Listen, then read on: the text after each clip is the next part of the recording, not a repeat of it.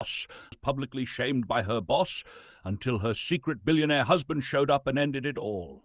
Emily Carter lived a quiet life. She wore thrifted blouses, packed her own lunches, and smiled at every co-worker, even when they ignored her. To most people at Hawthorne & Co., she was just that assistant, overly kind, always early, and entirely forgettable. What they didn't know was that Emily Carter wasn't just simple. She was secretive, too. Her husband, Daniel Carter, was one of the most powerful tech billionaires in the country. They had married quietly 3 years ago in a remote vineyard in Italy. No media coverage, no grand announcements, just two people in love, tired of the world's noise. Emily wanted to work, to keep something for herself. Daniel respected that, but they had one rule. If she was ever disrespected beyond reason, he would step in. And that day came. It started like any other Monday.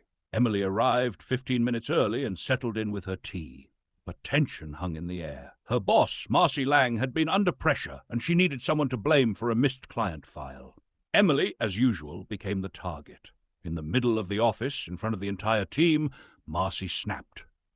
"I don't know how someone so useless is still employed here," she barked. "You're pathetic, Emily. You bring nothing to this team. Honestly, if I had my way, you'd be gone." The room fell silent. Emily's face burned, but she didn't cry. She stood there, hands trembling as the laughter of a few co-workers echoed cruelly in her ears. That night she said nothing to Daniel. But the next morning he knew, and he showed up. It was just past 10 a.m. when the elevator doors slid open and Daniel Carter walked in, flanked by two advisors in sharp suits. The entire office froze. Some recognized him instantly. Others whispered. Marcy stepped forward, oblivious. "Can I help you?" he asked. Daniel didn't smile. "Yes," he said. "I'm Daniel Carter. As of this morning, I've acquired majority shares in Hawthorne & Co." A gasp rippled through the room. "I'm here to consider their employment under review."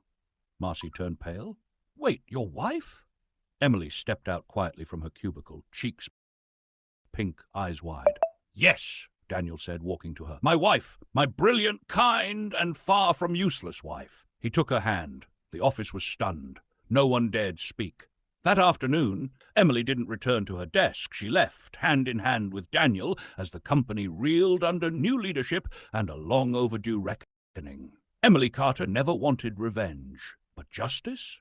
That was sweet enough. Would you like a version of this story with a romantic twist?